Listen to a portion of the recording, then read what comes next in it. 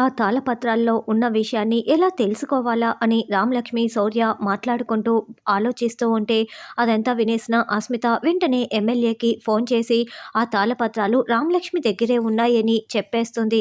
అవి కనుక ఆ రామలక్ష్మి నిజం తెలుసుకొని వాటిలో ఉన్న విషయాలు బయట పెట్టిందనుకో, అప్పుడు మేము వేసిన ప్లాన్లు మొత్తం కూడా అన్నీ కూడా బెడిసి కొట్టేస్తాయి. కాబట్టి ఈ రాత్రికే ఆ తామ్రపత్రాలని నువ్వు ఏదో ఒక విధంగా కొట్టేసి మా దగ్గరికి చేర్చేసేయి అస్మిత అని ఎమ్మెల్యే చెప్పడంతో, సరే నేను ఆ పని చేస్తాను, కానీ ముందు ఆ రామలక్ష్మి సంగతి మీరు తేల్చండి అని అస్మిత చెప్తుంది. తర్వాత రఘురామ్, చూడు శివరాం, నేను నీకు ఆస్తి మొత్తం కూడా ఇచ్చేస్తాను. ఒక నెల రోజులు నువ్వు నాలాగా అన్ని బాధ్యతలు తీసుకొని ఈ ఇంటి పరువు పోగొట్టకుండా చూసుకోవాలి. అప్పుడు ఈ ఆస్తి మొత్తం కూడా నీ పేరు మీదకి రాసేస్తాను అని కండిషన్ చెప్పటంతో, అలాగే వాళ్ళని చూసే మేము నేర్చుకున్నాం కదా, ఇప్పుడు కూడా మా ఆయన పరువు పోగొట్టకుండా ఈ ఇంటి బరువు బాధ్యతలు ఇంటి ఊరి పెద్దగా మొత్తం నిర్వర్తిస్తారు, ఒప్పుకోండి అని పార్వతి ప్రెజర్ చేస్తుంది. అలా శివరాంకి అవకాశం ఇవ్వకుండానే తానే ఒప్పేసుకుంటుంది. అలాగే అన్నయ్య, నేను కనుక గెలిస్తే చారు శ్రీనుకి పెళ్లి చేయాలి అని శివరాం పెట్టిన కండిషన్కి రఘురాం ఓకే చెప్పి ఉంటాడు.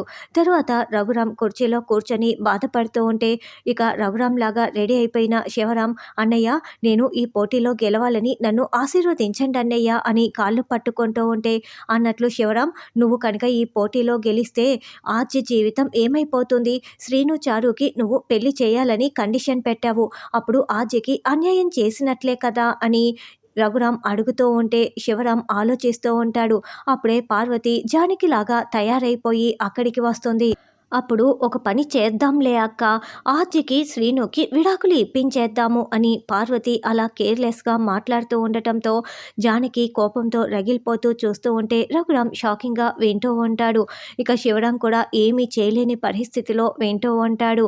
ఇప్పుడు ఈ ఇంటి పెత్తనం నా చేతుల్లోకి వచ్చింది, నేను చెప్పినట్లే అందరూ వినాలి అని పార్వతి తెగ బిల్డప్ కోరుతూ ఉంటుంది. ఆర్జికి శ్రీనుకి విడాకులు అన్న మాట విని ఆర్జి కూడా చాలా బాధపడుతూ ఉంటుంది.